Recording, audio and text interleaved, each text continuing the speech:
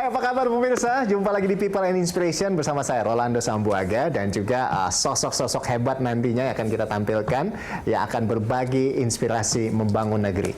Siapa sosok kita kali ini? Simak kisahnya di sini di People and Inspiration. Berawal dari praktik kerja lapangan, I Gede Merta Yoga memiliki ide yang mampu membantu nelayan mencari ikan di laut secara optimal. Nah, bersama timnya, Yoga ini membuat aplikasi bernama FishGo, sebuah aplikasi yang punya misi untuk meningkatkan kesejahteraan hidup nelayan tradisional. Dan misi ini yang mulai dari tanah kelahirannya di Pulau Dewata, Bali. Nah, ini dia nih orangnya. Om Swastiastu, Bli Yoga, apa kabar? Om Swastiastu, baik Mas. Wah, Mas gimana? Wah, sehat dong, puji Tuhan nih. Seger, semangat justru bertemu dengan orang-orang yang energinya positif banget kayak Bli Yoga ini. Nah, ini membantu para nelayan melalui aplikasi atau melalui platform FishGo. Nah, ini Ya, gimana sampai kepikiran untuk membantu nelayan? Ini gimana ini ceritanya nih? jadi saya mulai kuliah tahun 2014. Nah, tahun 2014 saya mulai kuliah. Di situ saya memang di Fakultas Kelautan dan Perikanan. Jadi saya memiliki banyak teman-teman yang memang punya passion gitu memang di bidang kelautan dan perikanan. Dan kebetulan juga salah satu sahabat saya sendiri itu memang merupakan salah satu anak nelayan gitu. Oh, oke. Nah, jadi memang selama kita menempuh kuliah itu banyaklah dia cerita bahwa susah hidupnya, gimana dia sebagai anak nelayan, gimana kehidupan bapaknya sebagai nelayan, seperti itu. Jadi bahkan pernah dulu sampai dia khawatir nih bapaknya sempat nggak pulang satu hari gitu. Jadi kemana nih bapak saya gitu loh. Jadi kan kalau orang-orang sistem kerja nelayan dengan kita yang ada di darat ini kan berbeda, Mas. Jadi kalau kita di darat, seandainya kita punya problem apa, kita masih bisa call by phone dan ada orang lain yang melihat ya kan. Nah, kalau di laut kan agak sulit laut ya. Kan, ya betul. Kendala Jadi memang signal dan lain sebagainya. Iya betul. Jadi ada kendala-kendala seperti itu dan gitu juga mereka punya problem di tengah laut itu mereka nggak bisa minta tolong siapapun gitu. Akhirnya itu salah satu yang saya lihat, oh ada masa susahnya nih rekan nelayan kita gitu.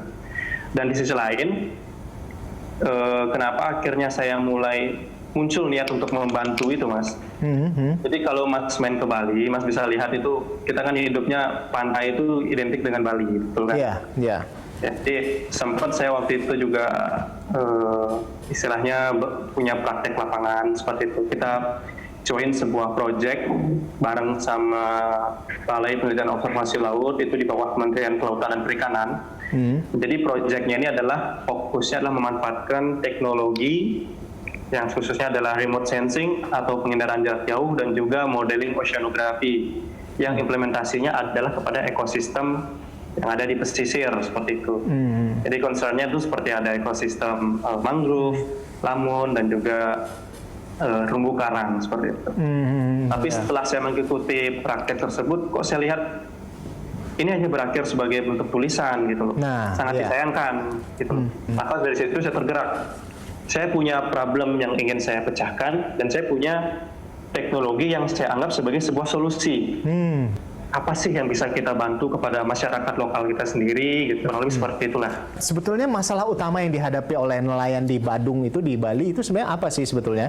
Ya, jadi dari data yang kami kumpulkan dan juga riset-riset yang kami lakukan di sini, bukan hanya di Bali, Mas, bahkan di Indonesia pun. Kalau kita lihat data statistik itu kurang lebih sekitar 5,3 sekian juta orang atau sekitar 25% dari masyarakat kurang mampu itu adalah masyarakat kelompok pesisir yang berprofesi sebagai nelayan.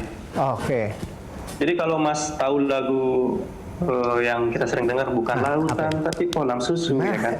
Itu. Betul. Lagu ini itu suara kan, keren juga by the way ya. Oke. Oh iya. Oke, siap. Lanjut.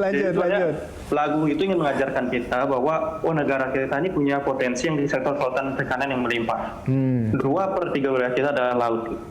Tapi justru masyarakat yang berprofesi di sektor tersebut malah masyarakat yang dikategorikan kurang mampu. Kita menemukan satu yang utama adalah karena metode penangkapan mereka yang masih tradisional. Kenapa tradisional ini menjadikan masalah? Yang pertama adalah di metode penangkapannya. Metode penangkapan tradisional itu kalau Mas tahu, mereka menggunakan metode yang sebagai contoh bentuk rasi bintang. Kalau di Bali, istilah Bali itu ada istilah sasih juga. Kemudian sebaran burung. Istilahnya mereka tahu, oh kayaknya ada di sebelah barat. Mereka pakai feeling mereka seperti itu. Tapi dengan metode tersebut, dulu mungkin oke, bisa melimpah ya kan. Tapi dengan kondisi sekarang seperti ada kasus illegal fishing dan lain sebagainya, ada migrasi ikan dan lain sebagainya, itu menyebabkan kondisi ikan itu tidak sama seperti kondisi terdahulu. Dan akhirnya mereka pulang tanpa hasil. Jadi Anda mau bilang bahwa dengan metode yang tradisional ini sebetulnya kurang menjawab seperti itu ya. Betul. Kebutuhan untuk menangkap ikan seperti itu. Bahkan banyak kasus juga yang Anda lihat bahwa terkadang nelayan pulang dengan nihil, hasil yang tangan kosong begitu, nggak dapat ikan sama sekali. Nah baik, nah yang selanjutnya ini yang menarik juga yang saya lihat bahwa ada tagline nelayan berdasi. Nah ini apa nih maksudnya nelayan berdasi? Apa sih optimisme yang ingin dihadirkan di sini? Kita kan image-nya di orang Indonesia ini orang-orang berdasi itu adalah orang-orang yang secara kemampuan mampu memanfaatkan teknologi, akhirnya intinya dia memiliki kemampuan untuk bisa bersaing gitu loh. Nah makanya saya menggunakan tagline ini adalah untuk menggerakkan anak-anak muda, khususnya yang ada di Bali, teman-teman saya juga, bahwa kerja itu nggak harus kita bersaing di sektor perkantoran dan lain sebagainya gitu. Tapi kalau kita mau kerja turun ke lapangan, bekerja dari bawah, di pertanian, peternakan, perikanan kayak kita sekarang ini, kita juga bisa bersaing seperti itu. Jadi ada nelayan milenial seperti itulah yang kita ingin. Nah ini kan dari Anda mempertemukan teknologi dengan masalah yang ada di Bali, terutama dalam hal ini nelayan, dan Anda melihat bahwa sejauh ini metode tradisional itu agak-agak kurang sampai akhirnya muncul yang namanya aplikasi Fishgo. Ini seperti apa Anda membentuk Fishgo ini? Tapi sepertinya kita lanjutin nanti di segmen berikutnya ya. Pemirsa tetaplah bersama kami, usai jeda kami akan kembali dan masih bersama dengan Yoga dari Fishgo. Ya, kembali lagi di People and Inspiration, masih bersama dengan Bli Yoga di sini. Nah, ini sampai akhirnya Yoga dan teman-teman ini bikin aplikasi namanya Fishgo. Nah, bisa dijelasin nih tentang Fishgo ini gimana nih? Ya, jadi Fishgo ini adalah sebuah aplikasi berbasis navigasi yang kami tujukan untuk membantu memberikan informasi seperti lokasi potensial penangkapan ikan, informasi cuaca, rute yang aman untuk melaut kepada nelayan tradisional, seperti itu. Yang tujuan akhirnya kami harapkan adalah dapat mampu meningkatkan taraf hidup mereka. Jadi aplikasi ini sebagai media kami untuk memberikan informasinya. Tapi proses bagaimana kami mendapatkan lokasi tersebut itu ada proses lain di belakangnya. Itu kita pakai proses namanya pengolahan data citra, penginderaan jarak jauh. Kemudian juga kita kolaborasikan dengan data lapangan yang kami kumpulkan dan modeling oceanography. Yang outputnya adalah sebuah koordinat. Nah, nanti koordinat ini yang kita bantu untuk distribusi ke nelayan melalui sebuah aplikasi seperti itu. Oke. Jadi ini ibaratnya kita bisa nyari-nyari, kita bisa tahu keberadaan ikan tersebut dan kita bisa langsung pergi ke sana. Kita kayak main game virtual gitu ya? Iya betul Mas. Gitu. Jadi tujuan kami, Mas dari rumah udah tahu lokasi ikan sekarang jam 6 sore nanti di mana seperti itu. Kayak nyari Pokemon begitu ya? Iya betul. Inspirasi awal kami dari Pokemon Go. Oh, jadi memang inspirasi awalnya dari situ. Oke. Ya, nama Fishgo itu kita merujuk dari sana. Oh, gitu. Baik. Jadi kalau orang nangkap hewan virtual bisa Go, nangkap ikan pun juga bisa Go seperti itu. Oh, jadi ini justru mengajak orang untuk menangkap sesuatu yang lebih nyata begitu ya, yang bisa dalam hal ini untuk nelayan untuk bisa mensejahterakan mereka seperti itu. Baik. Nah, ini sebenarnya contoh aplikasinya seperti apa sih kalau bisa lihat? Baik, jadi contoh aplikasinya sebenarnya aplikasi ini bisa di-download di Play Store. Jadi karena memang sekarang kita masih develop untuk Android. Target kami adalah nelayan tradisional. Ukuran kapalnya itu kurang lebih 1-5 GT dengan alat tangkap biasanya gillnet, pancing atau joran. Jadi untuk kapal-kapal besar kami tidak akan berikan akses. Jadi kita fokuskan untuk si beneficiaries-nya dan nelayan tradisional ini. Jadi nanti setelah teman-teman daftar, kita akan verifikasi terlebih dahulu datanya. Nah, jadi setelah terverifikasi, nanti teman-teman akan memperoleh notif kurang lebih seperti ini dan tampilan interface-nya seperti ini di awal. Ada apa aja tuh fitur-fiturnya? Ya, jadi fitur yang kita tawarkan di aplikasi itu ada 3. Nah, paling pertama itu adalah fitur penjelajahan. Ini untuk mencari ikannya. Oh, gitu. Jadi ketika teman-teman pilih fitur ini, maka aplikasi akan bekerja menunjukkan, nah, di mana posisi kita sekarang. Nah, seperti ini kan. Kalau di sini dilihatin, nah posisi saya ada di titik biru ini. Oh, Nah, oke. lokasi ikan yang kita prediksikan, ada di titik ini. Sebagai contoh, misalnya kita pilih lokasi ini. Maka jenis ikan yang potensial pada waktu itu adalah jenis ikan nemuru. Wih, Jadi kalau itu jadi bisa terdata sampai sedetail jenis ikan begitu ya? Betul. Kami Oke. memang fokusnya adalah ke spesies. Kenapa? Jadi karena ketika kita membangun modelnya, itu data yang kita gunakan adalah data koordinat di lapangan berdasarkan spesies ikannya.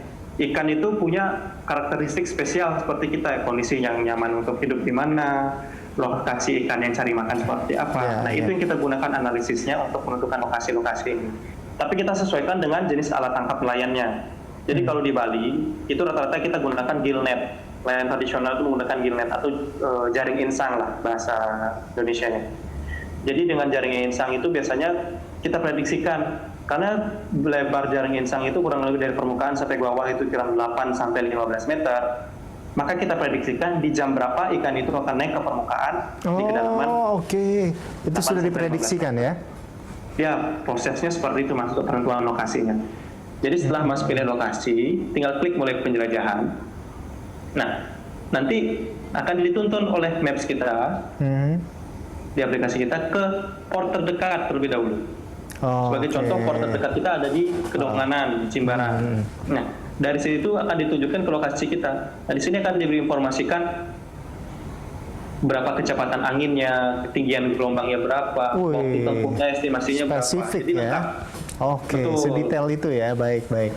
Betul, informasi inilah yang dibutuhkan oleh nelayan. Jadi kita buat semudah mungkin, tidak ribet. Jadi nelayan pengen mancing apa, nyari ikan apa, muncul langsung. Itu menarik. Jadi dibuat semudah, se-friendly untuk nelayan begitu ya. Nah, tapi pertanyaan berikutnya ini bagaimana kemudian teman-teman memperkenalkan aplikasi ini ke nelayan? Ya kan kita tahu sendiri, bahkan ada beberapa nelayan juga yang nggak pegang handphone, jangankan smartphone, handphone aja nggak ada gitu. Boro-boro mikirin aplikasi itu. Nah, ini gimana ini? Memang awal kami judging, nelayan tradisional kayaknya nggak punya handphone nih, pasti pakai HP lama gitu. Tapi setelah kami ke lapangan, kalau mereka melaut pakainya handphone yang jadul itulah. Ya, handphone mereka bukan smartphone ya? Iya, smartphone-nya nggak dipakai untuk melaut seperti itu. Oke. Sama kita awal-awal merintis itu kita coba turun langsung ke lapangan, itu sangat sulit Mas. Bukan sulit untuk mensosialisasikan, tapi membuat nelayan mau kumpul itu sulit banget Mas, kalau kita datang sendiri. Beda halnya ketika kami bareng join pemerintah, jadi kita dibantu pemerintah lokal, jadi sistemnya ada birokrasinya, jadi pemerintah lokal kontak ke camatnya, nanti camat kontak ke klien adat di Balinya, di Banjar-Banjar, nanti tolong kumpul besok pagi jam sekian. Nah, nelayan-nelayan tuh bisa kumpul langsung seperti itu. Jadi lebih memudahkan kami untuk sosialisasi. Ya. Apa nih perbedaannya bagi para nelayan yang sebelum menggunakan Fishgo dan yang sesudah menggunakan Fishgo? Jadi seberapa besar sih impact before after dari aplikasi Fishgo-nya? Ada 3 yang kita ukur. Yang pertama adalah jumlah tangkapan ikannya, itu pasti yang pertama. Yang kedua adalah waktu penangkapan, dan yang ketiga adalah biaya bahan bakar. Seperti itu. Berapa banyak bahan bakar yang digunakan. Jadi sebelum aplikasi Fishgo, itu biasanya nelayan memperoleh tangkapan kurang lebih dalam 1 kali rute penangkapan itu sebesar 40-70 kg. Itu maksimal. Dan di kadang tertentu juga bisa mungkin lebih dari 100 kg. Tapi itu istilahnya beruntung lah bahasanya mereka. Nah, kemudian dengan faktor kami aplikasi Fishgo, jadi kami memang sudah target, Bapak mau cari ikan apa gitu. Lokasinya di sini dan munculnya di jam ini. Jadi Bapak kalau mau nangkap ikan itu sebaiknya di jam ini, seperti itu, dengan alat tangkap A. Gitu. Jadi dengan potensi tersebut, berarti ada bukti chatnya itu yang kita lampirkan itu ada per 1 kali rute penangkapan itu kita targetkan minimal 100 kg ikan. Jadi dengan bisa 100 kg ikan yang diperoleh, itu nelayan bisa membawa pulang hasil bersih minimal Rp300.000. Telah dipotong biaya pemilik jukung, biaya pemilik jaring, Berarti biaya mesin, dan biaya bahan bakar. Seperti itu. hemat bensin dan hemat waktu juga begitu ya di Betul. dan memang terkalkulasi dengan tepat begitu ya, akan dapat banyak berapa. Iya. Tapi kalau untuk masalah kayak signal gitu, itu gimana? Nah, betul. Jadi kita untuk menentukan area penangkapannya itu kita bangun sebuah boundary atau pembatas, Mas. Untuk sebagai contoh, ketika nelayan tradisional itu kapalnya ukuran 1 GT kurang lah. Dengan kapal mesin seperti itu, mesin 15 PK, maka jarak tempuh maksimal yang kita hitungkan. Sebagai contoh, kalau di Bali itu maksimal tempuhnya kurang lebih sekitar 20 mil maksimal. Maka kita prediksikan di area-area itu aja, Mas. Baik. Oke, jadi tadi masalah yang ditemukan oleh Bli Yoga tadi bahwa temennya sampai bingung bapaknya bakal pulang apa enggak di sini. Iya. Udah pasti pulang berarti ya? Karena di aplikasi kita menyediakan fitur SOS juga, Mas. Jadi sebagai contoh, kalau dia punya trouble apa, tinggal klik button SOS itu akan langsung terhubung ke pemerintah penyelamat yang ada di pinggir pantai, atau BNPB atau lain sebagainya. Dan pihak keluarga, kita sebagai admin akan peroleh notifikasi seperti itu. Nelayan A punya problem, kita bisa kontak keluarga yang terdaftar di sana. Ya, jadi aman lah ini ya. Baik, Bli Yoga, kita masih akan ngobrol lagi terkait dengan apa yang Yoga dan teman-teman lakukan dengan aplikasi ini. Untuk itu pemirsa, tetaplah bersama kami, People and Inspiration akan segera kembali usai jeda. Ya, kembali lagi di People and Inspiration dan Yoga. Jadi kan sebetulnya aplikasi ini, FishGo, emang dikhususkan itu untuk para nelayan. Nah, gimana dengan saya misalnya? Kalau saya pengen ke Bali, terus saya pengen untuk nyari ikan, tapi pakai aplikasi FishGo. Terus gimana? Bisa nggak sih sebetulnya? Kami berikan akun ini pun di kelompok-kelompok nelayan kami itu terbatas jumlah akunnya. Jadi nggak semua nelayan harus punya gitu. Karena risikonya gini, Mas. Karena potensi ikan itu kan dalam satu satuan area. Kalau semua nelayan kumpul ke sana, kan di tengah berantem bisa seperti itulah. Bahaya seperti itu. Makanya kami batasi jumlah akun di setiap kelompok itu. Tujuannya adalah untuk menghindari, artinya ada supaya tidak kumpul di titik yang kami prediksikan seperti itu. Nah, akhirnya kami mulai menggali berinovasi lagi supaya bisa mencari target market yang lain. Khususnya adalah orang-orang yang suka mancing, ya kan. Solusinya yang kami buatkan adalah kami buatkan sebuah alat dengan sistem Internet of Things.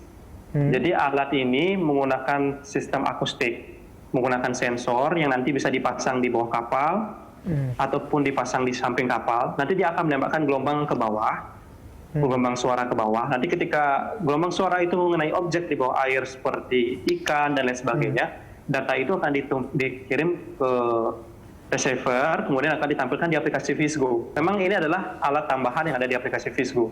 Berarti akan dibuka ruang kolaborasi juga dong dengan dengan aplikasi-aplikasi serupa gitu untuk mungkin lebih mendukung atau lebih membantu nelayan atau mungkin yang seperti orang-orang yang suka mancing seperti itu, akan terbuka juga ruang untuk kerjasama begitu. Ya, memang kalau mungkin kita dari luar negeri ada yang mau pakai, mungkin kan luar biasa juga kan. Ya, memang artinya kalau kami sih tidak menutup diri untuk membuka kolaborasi, bekerja sama seperti itu. Kalau untuk menyelesaikan masalah nelayan itu, kalau kita fokus bilang saya aja yang bisa ngelakuin, nggak akan bisa, Mas. Permasalahan nelayan itu saya baru menyelesaikan satu permasalahan, yaitu di peningkatan produktivitas gitulah. Jadi kita baru menyelesaikan satu masalah. Yang kedua, masalah yang timbul, contoh di COVID seperti sekarang deh, di Bali. Restoran, hotel itu tutup, Mas. Hilang pasar mereka. Gitu. Jadi bagaimana kami membantunya? Ke depan kita bisa berkolaborasi mungkin dengan distributor. Sebagai contoh, distributor yang sudah punya cold storage, yang punya packaging ikan dan lain sebagainya, atau mungkin di tingkat ekspor mungkin. Jadi ikan-ikan nelayan kami ini punya pasar baru untuk dipasarkan. Jadi tidak mengandalkan restoran ataupun hotel yang ada di Bali saja. Gitu. Jadi memang kita harapkan ke depan bisa menemukan partner yang tepat dari pemerintah, kemudian ada pihak swasta, BUMN dan lain sebagainya, yang mungkin memang bisa membantu nelayan kami seperti itu. Jadi memang saya dengar juga dari FishGo ini, teman-teman Yoga dan teman-teman mendapatkan banyak sekali penghargaan gitu ya. Di antaranya apa aja nih penghargaan? Iya, jadi salah satu penghargaan yang kami peroleh yang kemarin terbaru itu kami terpilih sebagai awardee penerima penghargaan kategori teknologi di Satu Indonesia Award namanya. Jadi Satu Indonesia Award dari Astra. Itu salah satu penghargaan tingkat nasional yang kami peroleh untuk teknologi yang kami ciptakan. Kemudian kami juga ketika masih sebagai prototype startup itu di awal-awal kita juga sempat dapat pendanaan. Waktu itu kita program di The Next Dev. Jadi kita dapat jadi best of the best-nya juga seperti itu. Baik. Dan untuk di Bali sendiri kita jadi first winner juara 1 di Innovation Festival yang diselenggarakan oleh Badan Penelitian dan Pengembangan Kabupaten Badung, Provinsi Bali. Yoga, selanjutnya untuk kedepannya, ini mimpinya untuk Visgo ini akan seperti apa sih? Kami ingin Visgo ini nggak berhenti di Bali saja, Mas. Saya yakin bahwa nelayan-nelayan di Indonesia ini juga punya permasalahan yang sama. Gitu. Jadi kalau bisa teknologi kami ini menjadi platform utama mereka dalam proses penangkapan ikan, itu akan jadi satu kebanggaan yang nggak terhingga untuk kami semua. Jadi mimpi kami ke depan adalah kami bisa scaling up, terdekat dulu deh mungkin di Banyuwangi atau di sekitar Nusa Tenggara Timur. Dan mungkin bisa juga nanti bisa mengcover daerah Sulawesi, Maluku yang memang notabene masyarakatnya berprofesi sebagai nelayan. Iya, nelayan. Dan kami sudah planning untuk mencapai mimpi itu apa yang step-step yang harus dipenuhi, jadi kita sudah rencanakan dari sekarang. Jadi memang selagi muda mari lakukan sesuatu gitu untuk Indonesia dengan apa yang kita punya. Kalau dari si Yoga itu dengan bidang teknologinya dan juga passionnya di kelautan dan perikanan, dan tentunya lihat dulu dari yang terdekat di sisi-sisi kita di lingkungan kita, permasalahan apa, dan dari situ terus ya. Mas, siap, terima kasih. Baik, pemirsa demikianlah People Inspiration kali ini. Kita jumpa lagi di episode berikutnya. Saya Rolando Sambuaga, sampai jumpa.